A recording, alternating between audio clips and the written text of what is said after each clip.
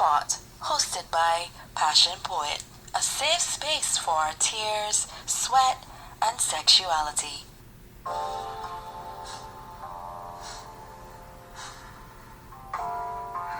The Wet Spot is sponsored by Passionate Words Editing Services.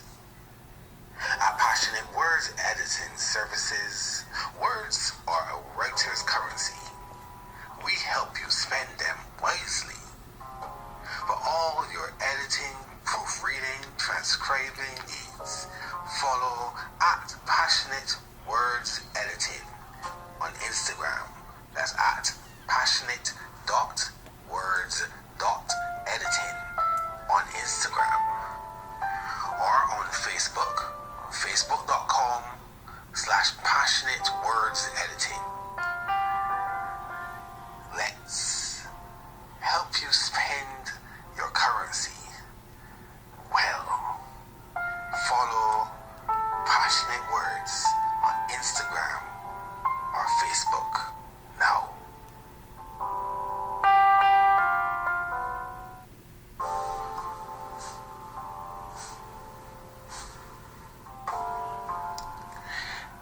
Hey, welcome again to the Wet Spot. This is Passion Poet. Now, this week I am going to go straight into the interview because this interview is just fire. And we're going to be talking to Kite Storm about her new venture, motherhood, sex, and marijuana. And the interview was so interesting that I'm going to go straight into the interview without a poem, as those of you who normally listen to the Wet Spot know that I usually drop a poem before I do the piece, before I do either talk or have the interview. But I think I'm going to go straight into this, and so stay tuned for the interview and let me know what you think about it. Peace.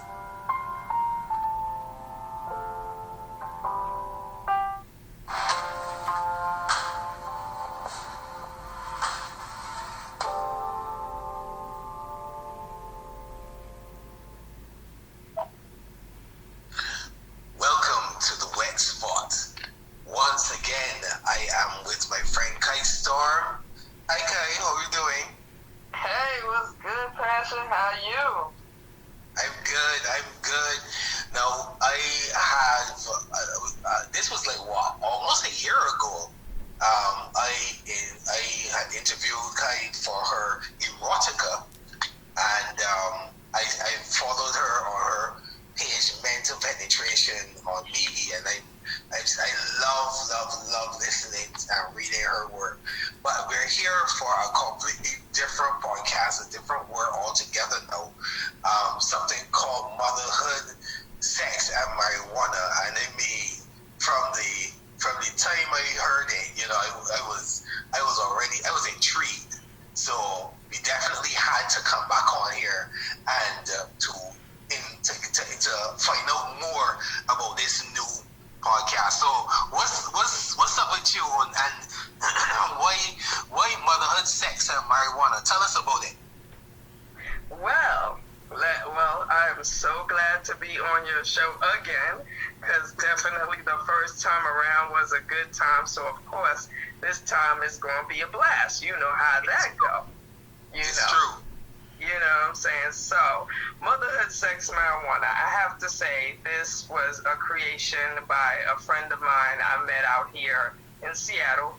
Her name is Ruby Doll. And, she, like me, is a woman of many hustles. You know what I mean? And through another friend, we met. And she discussed, getting this podcast together about, three different subjects that we literally live on a daily basis. Like, I've been a mother since 1997, and I've been smoking weed way longer than that. So, those three subjects, really encompass my life on a regular basis, never mind the fact that, we're on a coast, we're in a state where marijuana is very much welcomed. It's sold in stores, and there's a whole culture behind it. So it's a great thing to put these three subjects together. Like in my research, as we discussed the venture and how we were gonna, take upon it, when we were gonna shoot our first show, and what we were planning to talk about, I realized that no one has actually put these three subjects together. So it's like we are starting a brand new movement, and I'm glad to be a part of it. And the fact is that one of the main reasons why we have such a movement behind us is because I am I'm the main person that heads all their social media, so I've done everything I can to make sure that everybody knows that we're coming to the scene. Be ready, and it's gonna be nothing but grown shit, and be ready for grown shit. Yes. Yeah, we connected on the erotic scene. So erotica, obviously where the sex comes in, obviously as you say, motherhood. Marijuana, I personally don't smoke it very often, if at all. Like literally I used to smoke only when my ex-wife came into the island. She and I were on a long distance relationship, and whenever she came to visit Barbados, she would want to smoke. So I would carry her by a friend of mine who smokes, and then they would laugh at me because they give me this. They'll give it to me, and I try it, and I just end up coughing all the time. You know what I mean? And they're like laughing at me with it. So, but personally, I like from being really young, I guess, I had always said I don't see the sense in taking something that's burning on one end and sucking on it. That's just how it was. And that was it just never had an appeal. It never had an appeal.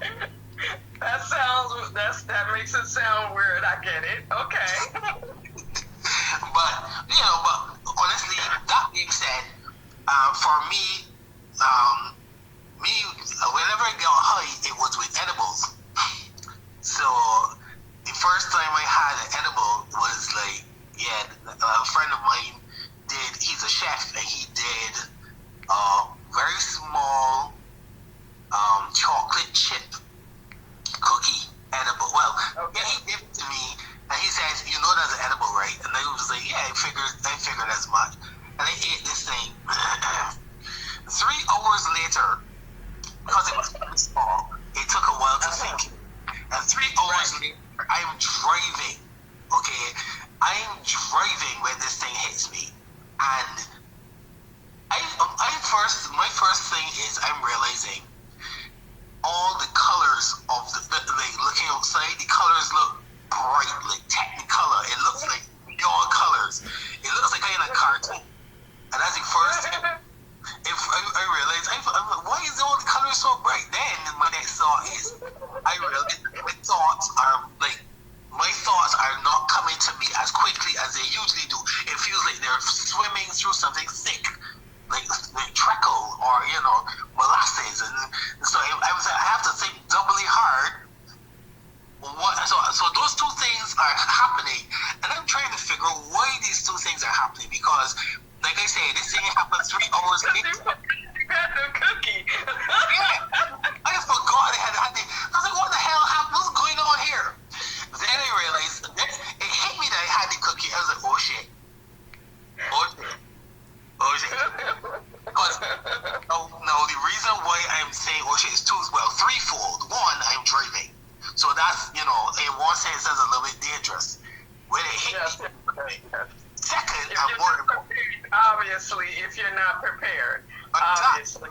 And like you said, you forgot. And all of a sudden the cookie hit you and said, hey, how you doing? Are you high? Yeah. So that was it. Secondly, I have my kids in the car. So this is now me driving. And thirdly, and more importantly, I'm driving to my parents' house. So I'm high through the entire trip, and I have to pretend to be sober because my parents are very conservative. Oh Lord.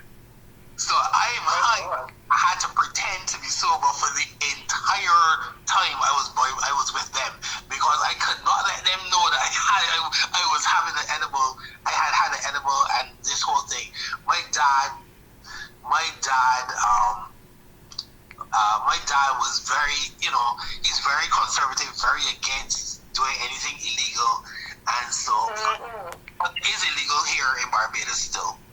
I imagine so. He's already given me the right act and said to me, if I get caught using marijuana, because he's assuming that I'm using it all the time because a lot of my friends use it. I'm an artist, so I go, and so depending on where I go, people are using it where I'm, there's a particular place called Temple Yard, for example, where that's where the Rastas congregate, is part of the Rasta community. So when I go to perform in Temple Yard, believe me, the ganja is high. You understand? The ganja is high. I say the ganja is very high. Yes, the ganja is high as fuck. Let me tell you, High as fuck. I would not be taking any, but I would probably still get high from the amount of ganja that is being consumed. Oh yes, contact. Right? But yeah, so my dad is always, and especially for the time I start growing locks too, he's assuming that he just assume. But so I personally don't take it, but I know a lot of my friends that do. It has had I got a couple other stories about me taking it, taking those edibles and stuff like that. And the one time my ex-wife got me actually to take the spliff enough that I actually got high. Well, that was another funny story. I'll tell you that later. But yeah, because I could continue talking, but it's your interview, not mine. So yeah, but I'll tell you this story. Don't worry, we have time. I'll tell you this story. But what really brought it on? I mean, I know you three say that you hustling, and you three, those are things. Those three topics. No one put them together. But who brought out the idea in the first place? Well, like I said, Ruby Doll is the one that brought the idea to. It was a conversation that was had between myself, Ruby Doll, and another young lady that was going to be part of the podcast but decided to drop out. So currently, right now, it's just me and Ruby. Ruby created the idea. She, bought the website and just started, setting up, certain social media so that, it was set up. But based on the fact that she didn't really have, she doesn't really have a following, or she really didn't have, an idea to move around with that, I just kind of jumped in and said, listen, I can handle it, and, take it to where it needs to be. And I have. Yeah. And I totally have. And, what I'm saying, I run all the social media. I basically, handle the website, how the website looks. And, I'm handling the YouTube. And, so I'm definitely, all in it completely. And we have some interviews set up already. When we drop on Mother's Day, it's going to be, a whole entire show that you'll get to see on YouTube. Nice. And matter of fact, I'll definitely put the recording on Anchor as well, so that people will hear it that way. The way we're gonna set up our first interview, we're gonna do the interview live on our Facebook page, so that people can at least catch that part. But when we do the whole entire show and we drop the entire show, it'll be on Mother's Day. And and to me, it's a great venture. I mean, it's a great venture, and at the same time, it's a conversation that's never been had. Yes. Okay. All at the same time. And the fact is, me and Ruby basically live that life. You know, I've been a mother since 1997. I have 3 kids. Ruby has 8 kids. 8. You know. Okay. Yes, 8 kids. With her, 4. She has a couple kids with her husband together, and then a couple of kids that her husband brought into the relationship. But we have a big family dynamic. We definitely have thoughts on being mothers and handling our habit and handling our lives and how we deal with it. And so in research of trying to promote what we plan to do, I've come up with a lot of different subjects that fall under that category. Like, for example, me and Ruby, when we were having a conversation about what things to discuss on the show, one of the things we brought up was about smoking with your kids.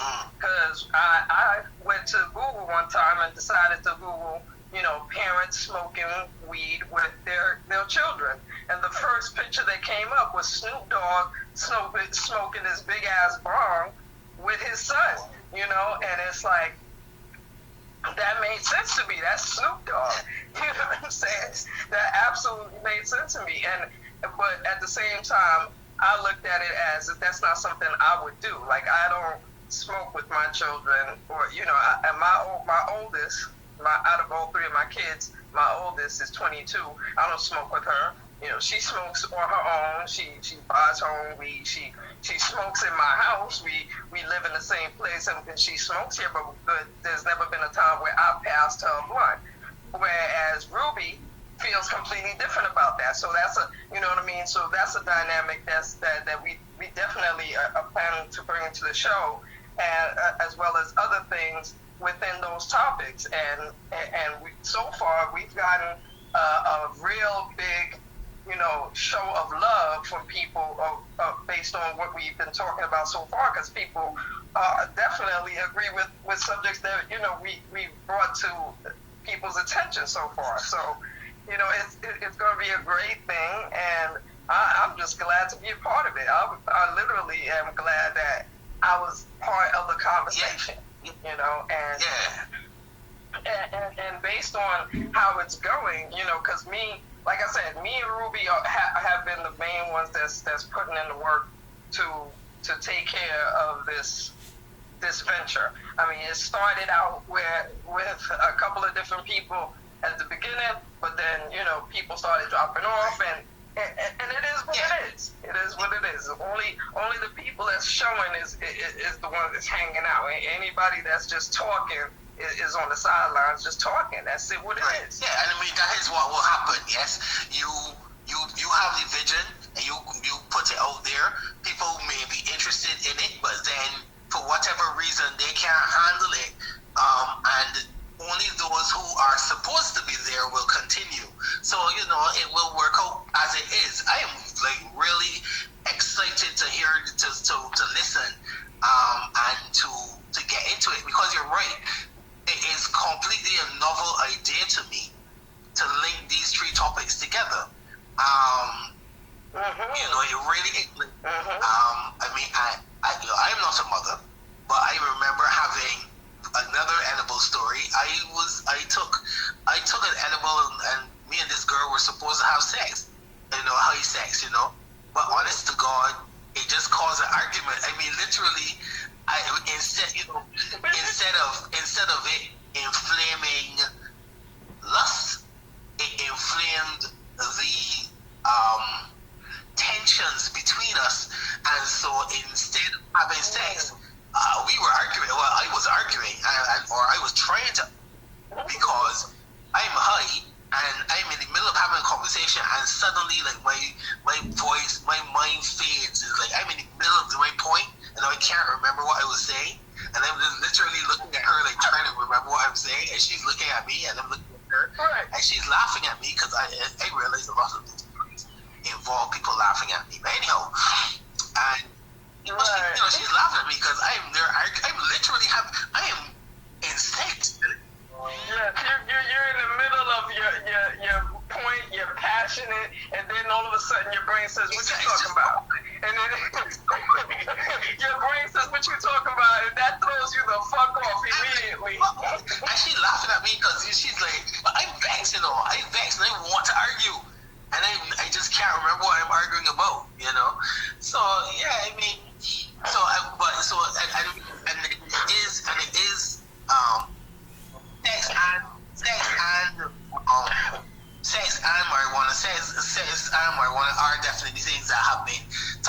for a long time, you would go and you would see people talking about whether they've ever had high sex or drunk sex and which is better, those memes on Facebook.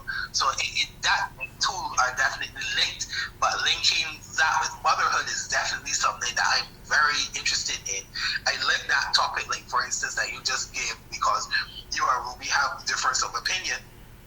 So I'm really looking forward to hearing,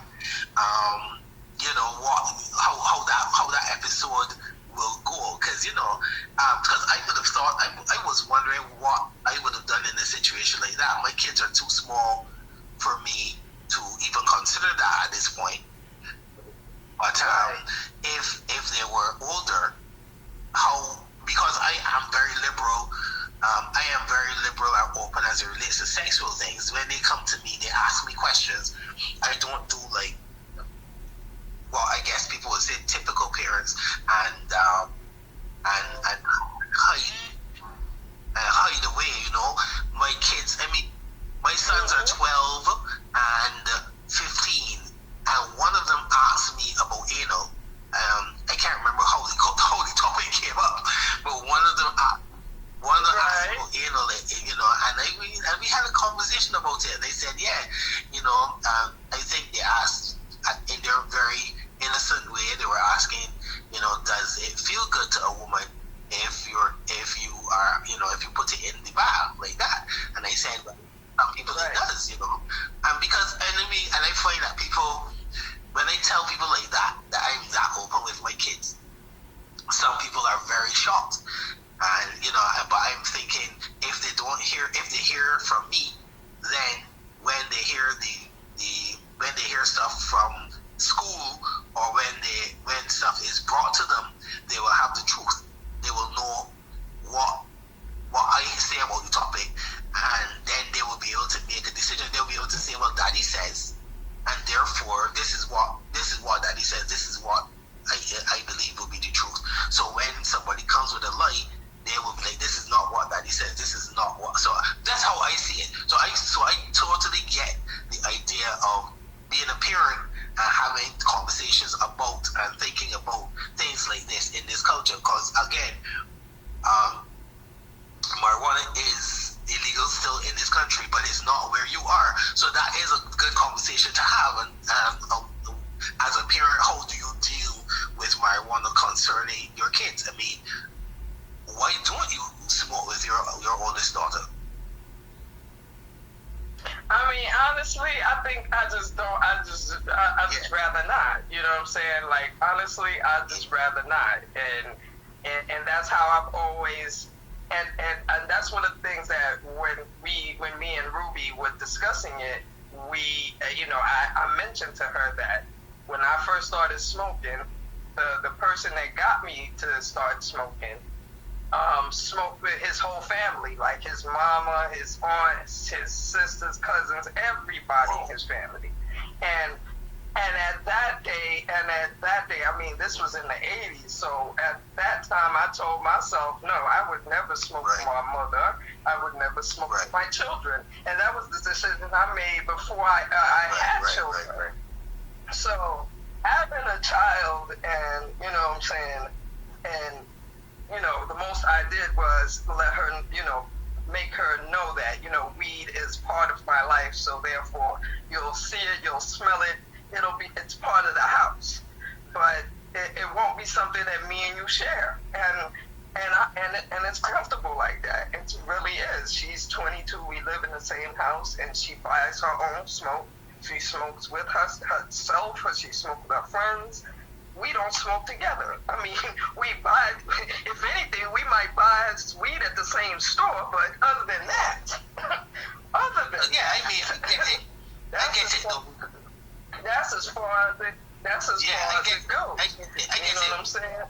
And I'm good with that, and I'm comfortable with that. That's as far as my comfortability level goes. But like I say, I made that decision in my head long ago. But I understand, because you smoking weed with you just said it, she smokes weed with her friends. Smoking weed is something that you do with your friends, with people that are equal to you. You do, you passing the blunt and but that's something like intimacy in a sense that you share with a lover or with friends. So like I think I agree with you that I would feel a little bit like it would sort of, I don't want to use the word cheapen the relationship, but you understand what I mean. It's not for that. It would change the relationship. It would change the relationship for me. And like I said, when I first started smoking, that's how I was introduced to smoking. The person that introduced me, he smoked with everybody in his family, and I looked at that age like, nah, we not doing that. We not doing that ever in life.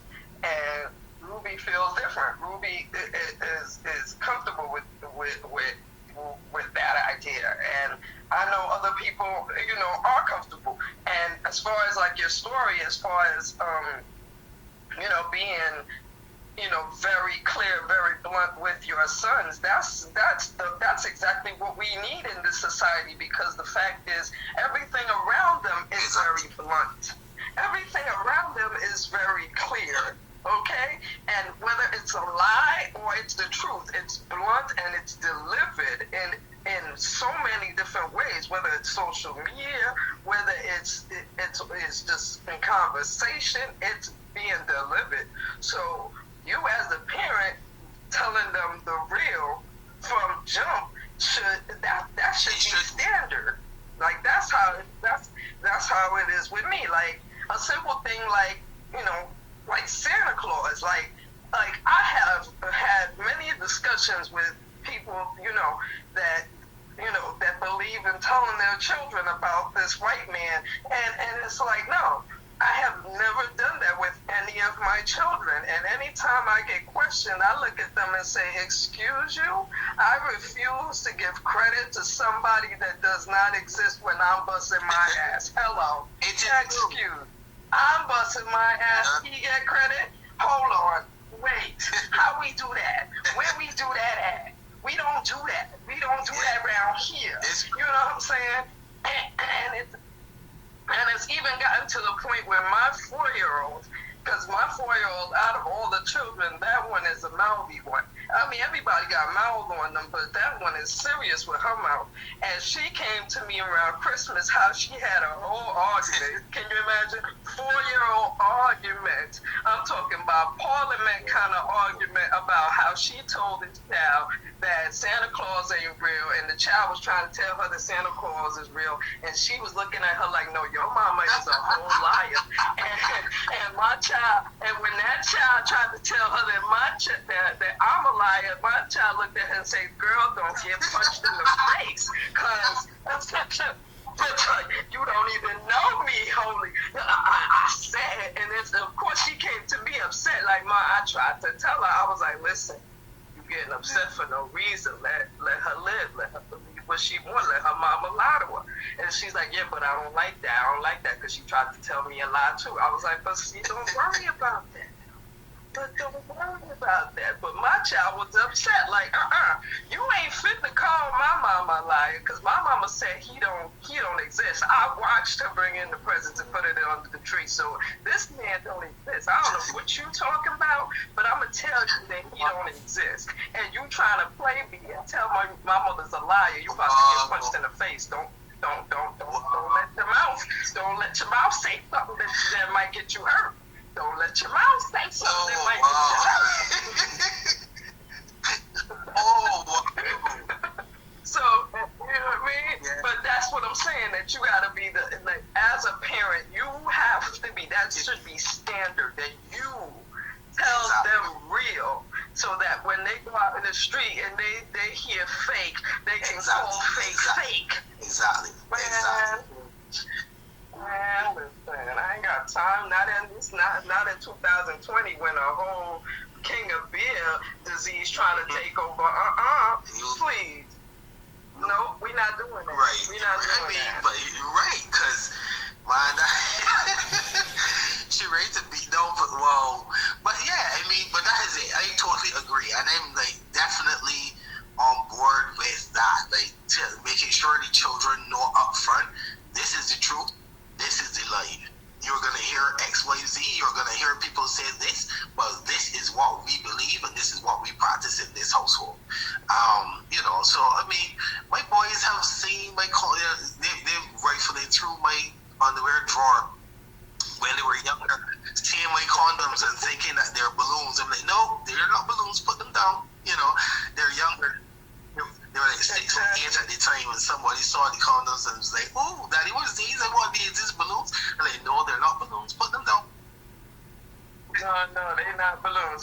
them down. Don't get hurt. Put them down. Asking, they came to me and they asked me what were they, and I told them, I tried to break it down to them at their age level. And then when they asked me more questions, and they said, okay, this, you don't need to know anymore right now. When you get older, right now. So, right. So it is definitely something that, you can spin, so you can spin the topics that you have at hand on this play that you, in terms of, as you said, the children, how do you explain, or, having that conversation with your kids, bringing the real to your kids. So this is just like with the wet spot. When you see it on the front, when you see it on the surface, you think it's one thing. You think it's one thing based on the name, based on the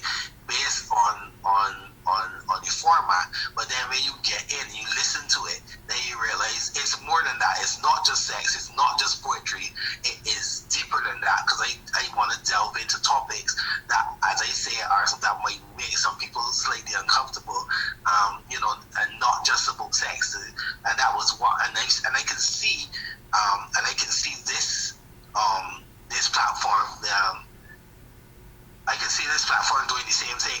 You think you lead in with motherhood, sex, and marijuana, but you can bring so much topics out of that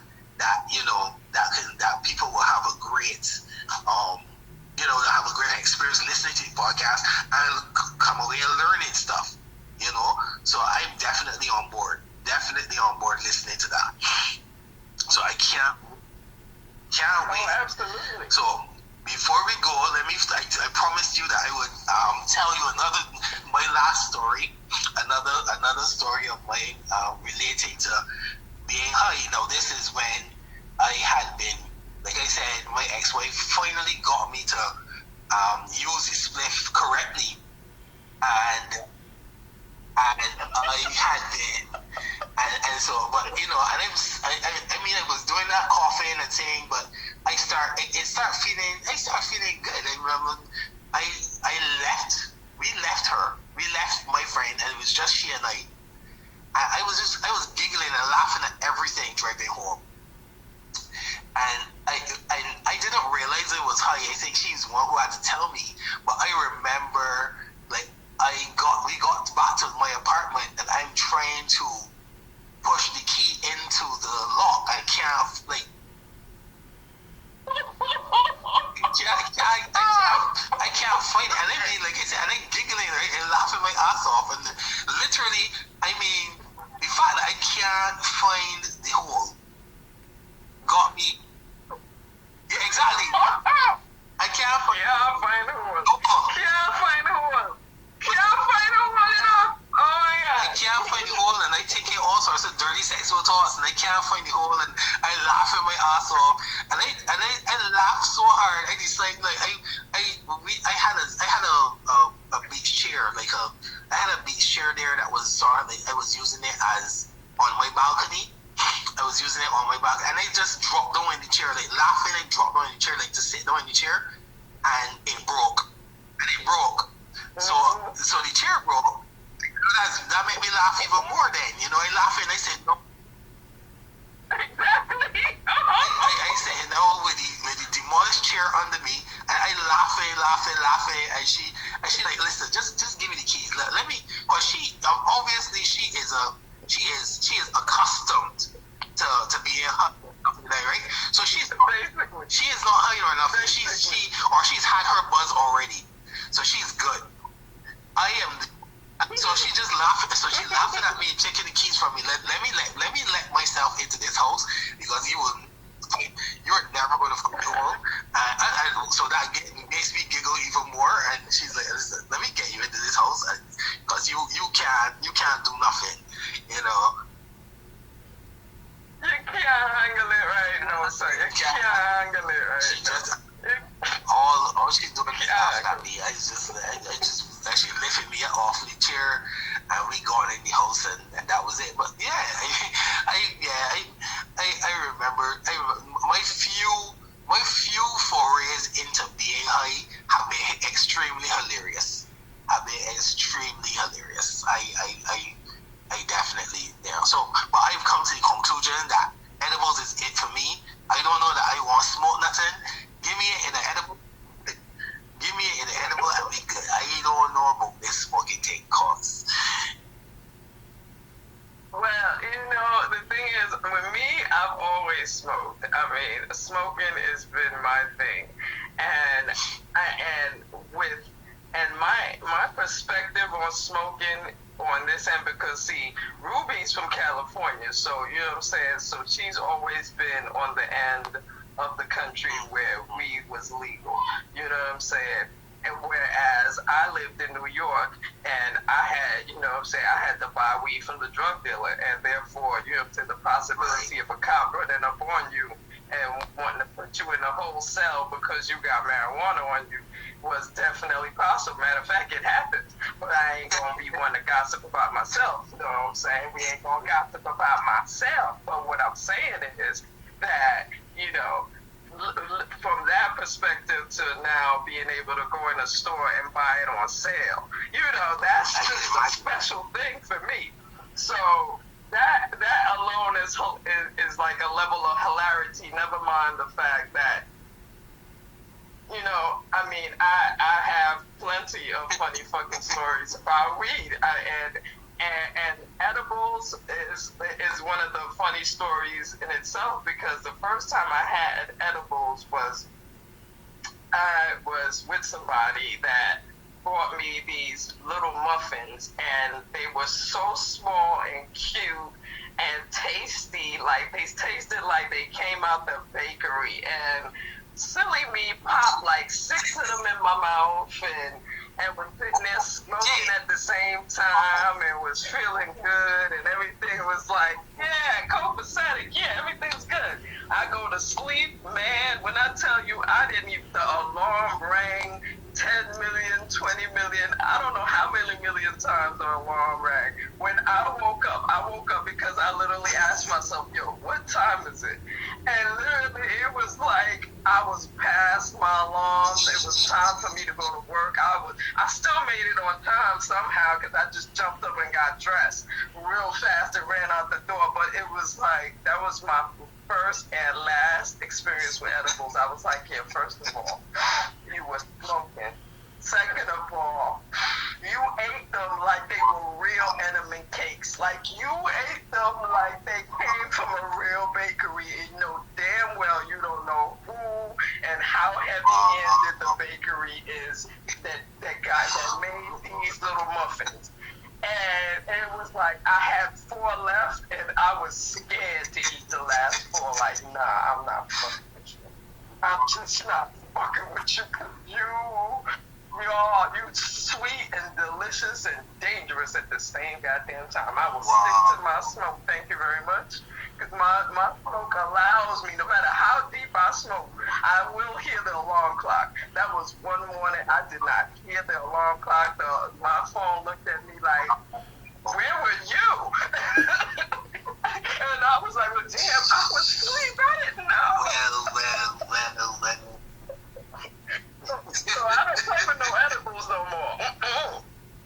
I don't play with nobody's edibles. No.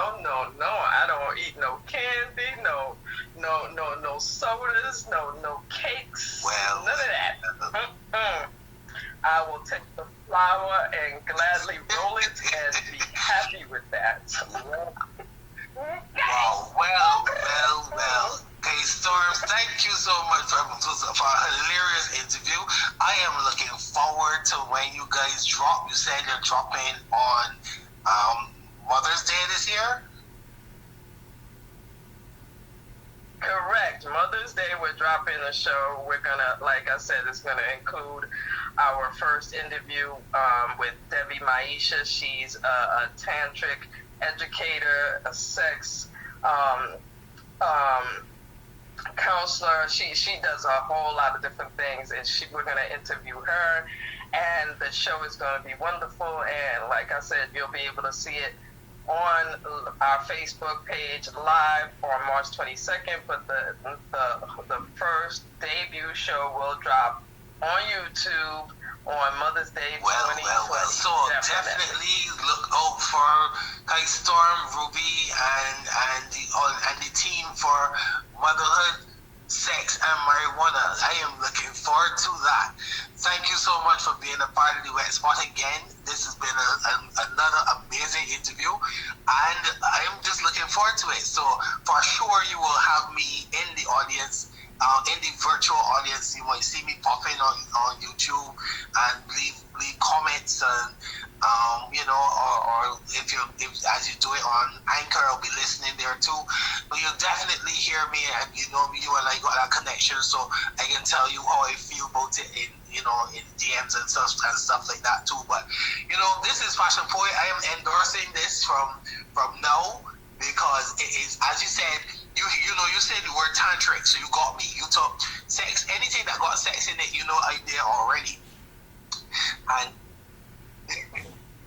oh, absolutely. I mean, like I said, I've interviewed Debbie before. She is, she's a beautiful soul, and what she talks about is real. You know what I mean? And the fact is, as an erotica lover myself, I'm definitely here for anything that's sexy. I mean, let's talk about it. Let's get that in. Absolutely. So it's going to be a great show. I know it's going to be a great show. And I didn't even know. Honestly, I just happened to hit her up real quick and ask her, yo, by the way, do you happen to smoke? She was like, oh, yeah, I hit weed every now and then. I was like, what? Yes, Hunty, light up, puff, puff, pass with you. We gonna be puff, puff, passing with you, ain't we? Yes, we are virtually. We gonna be puff, puff, passing with you. So I'm looking forward to that interview and that one and all the others coming out. So once again, this is Fashion Poet on the Wet Spot. We've been talking with Kai Storm about her new venture, Motherhood, Sex, and Marijuana, the podcast and the movement, and so we're looking forward. Fashion Point and the Wet Spot, the entire erotic team is going to be there listening come Mother's Day and definitely in the future. So thank you so much for being a part of the Wet Spot once again, and we're looking forward to linking with you again. Thank you for having me, and I can't wait to be on here again. I can't wait to hear what your thoughts, good, bad, or indifferent. I want to hear it all. Well, sure, because I would like to actually have a conversation with her too. So, I mean, maybe at some point we could do it again. If we can figure her out, because we can do multiple people on the same recording. So maybe she can get two, and we can have another conversation at another time. Oh, she's already been put privy to this conversation, so we definitely could hook that up. We gonna figure it out and hook that up. All right, Mom. So we will catch up. Thank you so much again. All right, baby. All right. Thank you for having me.